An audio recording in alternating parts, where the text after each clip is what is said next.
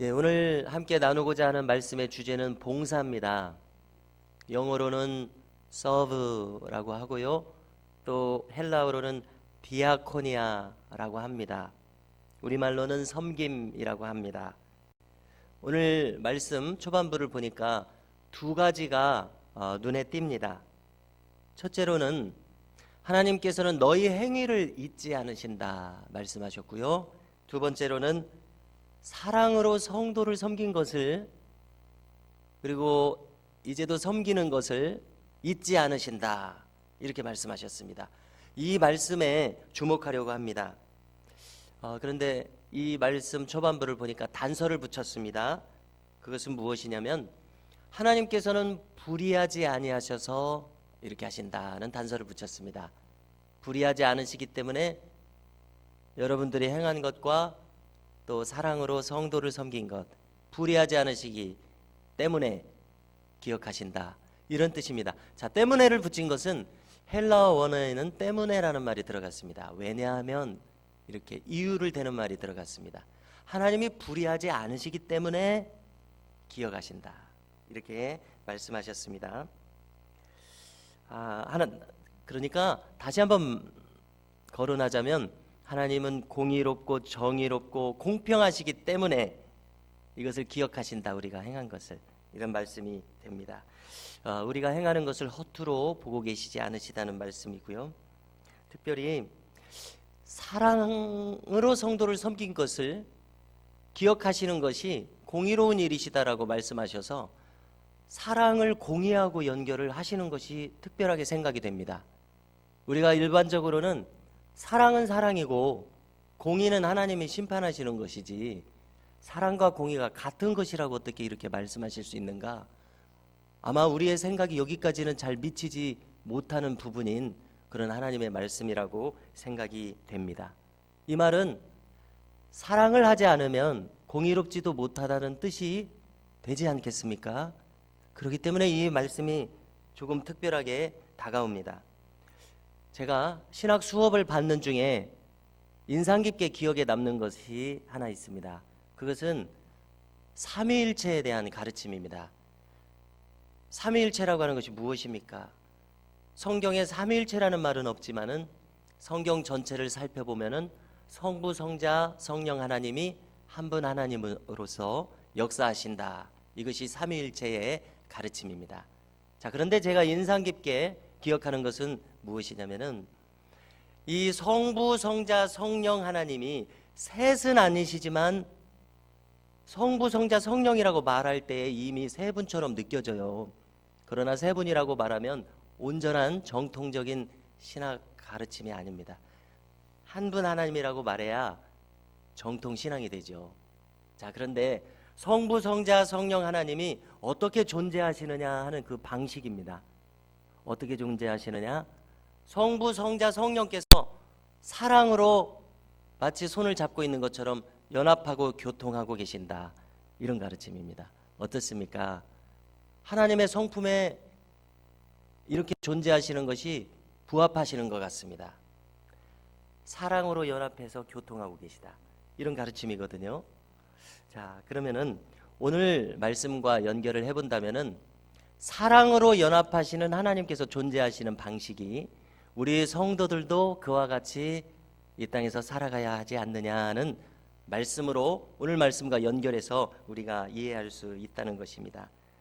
여기서 사랑으로 섬긴다라고 할 때에 섬긴다는 말을 우리가 교회에서 많이 사용하는 용어가 되었습니다마는 디아코니아라는 말을 쓰고 있습니다. 사랑으로 성도를 섬기는 일이 없으면은 그는 온전한 신자가 아니다. 이런 가르침이 된다는 것을 우리가 함께 기억하려고 하는 것입니다. 신자기는 신자라도 옆에 있는 지체된 성도를 섬기는 것이 만약에 우리 안에 없다면은 부족한 신자가 될 것이다라는 것입니다.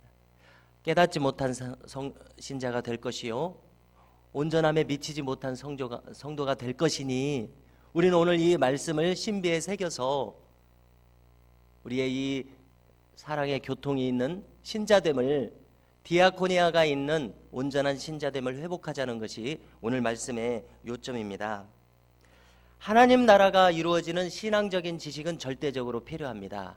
어제 그제도 우리가 나눈 말씀을 보면은 사도 바울은 그리스도의 장성한 분량에 이르러야 하겠다고 본인도 회중들에게도 그것을 당부하고 권면하고 있습니다. 그가 장성하게 되어서는 어린아이의 일을 버렸다고 말하고 있습니다. 어린아이는 성숙한 지식을 못 가지고 있는 것이 어린아이이기도 합니다. 장성한 어른은 성숙한 지식을 가지고 있습니다. 오늘 이 디아코니아와 같은 가르침이 성숙한 가르침에 속할 것입니다.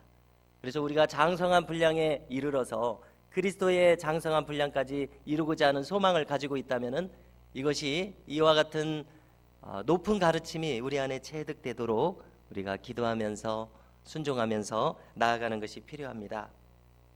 특히나 우리가 사랑으로 행한 것, 성도를 섬긴 것을 잊지 않으신다 이렇게 말씀하셨습니다. 이와 관련해서 성경에서 우리가 받는 가르침은 무엇이냐면 하나님의 보좌에는 하나님 나라에는 책들이 있다는 것을 성경은 가르치고 계세요. 그래서 요약하면 구원받은 우리의 이름이 기록된 생명록이 있고 또 우리가 행한 것을 기록하신 행위록이 있다고 성경은 가르치고 있습니다. 특별히 요한계시록 20장 12절을 제가 찾아왔는데 읽어드리겠습니다. 하나님 보좌에 심판이 이루어지는 곳에서 어떻게 되어 있냐면은 또 내가 보니 죽은 자들이 큰 자나 작은 자나 그 보좌 앞에 서 있는데 책들이 펴 있고 또 다른 책이 펴졌으니 이는 생명책이라 죽은 자들이 자기 행위를 따라 책들에 기록된 대로 심판을 받으니라고 기록되어 있어서 이것을 우리가 행위록이라고 부릅니다. 그런데 이것은 어디 사도 요한에게 하늘에서 뚝 떨어진 것이 아니라 구약 성경 곳곳에서도 이 신앙 사상이 발견이 됩니다. 출애굽기 32장 32절부터는 모세가 말하는 대목이 나오는데요. 그러나 합의하시면 이제 그들의 죄를 사하시옵소서. 그렇지 않사오면 원컨대 주의 기록하신 책에서 내 이름을 지워버려 주옵소서라고 모세가 기도하고요. 그러니까 여호와께서 모세에게 이르시되 누구든지 내게 범죄하면 그는 내가 내 책에서 지워버리리라. 이렇게 생명력에 대한 것을 이미 모세의 기도 속에서 나타나고 있습니다. 그런가 하면 시편 40편 7절부터 제가 찾아왔는데요. 기록되기를 그때 내가 말하기를 내가 왔나이다 나를 가리켜 기록한 것이 두루마리 책에 있나이다 라고 이 시인은 말하고 있습니다. 자기를 가리켜 기록한 것이 두루마리 책에 있다고요. 시편 56편 8절에서도 조금 빠르게 읽어드리면은요. 나의 유리함을 주께서 계수하셨으니 나의 눈물을 주의 병에 담으소서. 이것이 주의 책에 기록되지 아니하였나이까. 시편 69편 28절도 보니까 저희를 생명책에서 도말하사 의인과 함께 기록되게 마소서. 또 심지어 시편 139편 16절에서는 이렇게 말합니다. 내 형질이 이루기 전에 주의 눈이 보셨으며 나를 위하여 정한 날이 하나도 되기 전에 주의 책에 다 기록이 되었나이다 말합니다. 무엇이 놀랍냐면 우리의 삶이 하나님의 시간 속에서는 이미 다 기록되어져 있다. 우리는 아직 살지 않았을지라도. 그래서 하나님의 시간 속에서는 이미 기록되어 있다. 우리가 이해하기 어려운 이와 같은 신비로운 말씀이 있습니다. 오늘 말씀의 결론을 내리려고 합니다.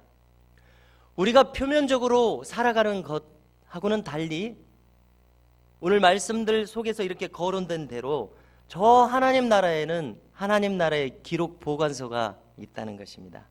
천국에는 행위록이 있고 생명록이 있다는 것입니다.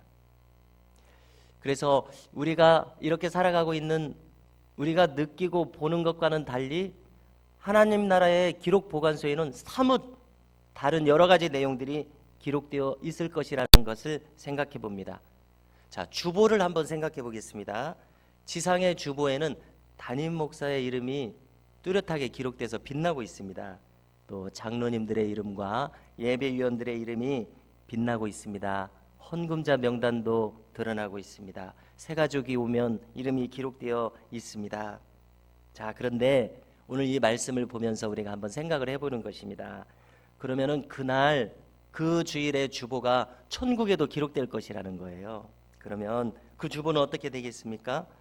그 주일에 천국에서 기록되는 미담교회의 천국의 주보는 어떻게 되어 있겠느냐를 생각해 보는 것입니다. 그러면 현실의 주보에서는 기록되지 않은 이름 없이 수고하고 봉사한 그 섬김의 기록들이 빼곡히 기록되어 있을 것이라고 생각을 해봅니다. 누가 사랑하고 섬긴 기록 말입니다. 현실의 주보에는 기록되지 않은 것입니다. 현실의 주보에는 담임 목사의 이름이 빛나고 있을지라도 만일 그가 그 주간에 사랑하는 것이 적다면 그 적은 내용밖에 기록되지 않았을 거예요. 그러나 그가 청소년이나 어린아이라고 할지라도 그것이 아무리 작은 것이라고 할지라도 그가 많이 사랑하고 많이 섬겼다면 그것이 빼곡하게 기록되어 있을 것을 우리가 충분히 생각해 볼 수 있습니다. 반대로 어떤 사람이 마땅히 잘 섬겼으면 좋았을 일을 하지 못했다면 그것도 기록이 되었을 것입니다. 여기다가 저는 한마디를 덧붙이고 싶습니다. 우리 주님께서는 어떤 분이십니까? 둘째 아들이 나가서 아직 돌아오지 않아서 상거가 서로 거리가 아직 먼데도 동구밭까지 나가서 이 아버지는 둘째 아들이 돌아오기를 간절히 기다리시는 아버지입니다. 이 둘째 아들은 아버지한테 잘한 아들이 아니거든요. 아직 못하고 있는 아들이거든요. 그런데 하나님께서는 그 아버지는 간절히 그 아들을 기다립니다. 이것을 볼 때에 하나님께서는 다음 주에는 이 아이가 사랑하고 섬기는 일에 성공하면 좋을 텐데 이렇게도 기록하실 것이라는 것을 생각해 봅니다. 성도 여러분 어떻습니까? 우리가 이 땅에서 살아가면서 하나님께서는 우리가 어떻게 행하는 것을 다 기록한다고 하시니 우리가 하나님의 뜻에 합당하고 하나님께 기쁨이 되도록 살아가는 것이 마땅한 줄로 믿습니다. 무엇이 영원한 것이겠습니까? 오늘 말씀대로 하나님의 기억에 남는 것이 영원한 것인 줄로 믿습니다. 천국의 보화를 쌓으라고 말씀하셨는데 이 세상의 것들은 80년, 90년이 지나면 다 지나가는 소용없는 것들이 많습니다. 그러나 하나님께서 기뻐하심으로 기억하시는 것은 영원토록 빛나는 것이 될 것입니다. 그러면 우리가 품고 살아가는 이 모든 행함들이 이렇게 영원토록 빛나는 복된 일들이 될 수 있기를 간절히 소망합니다. 저 하늘나라의 기록 보관소에 우리의 아름다운 사연들이 빼곡히 기록되기를 간절히 원합니다.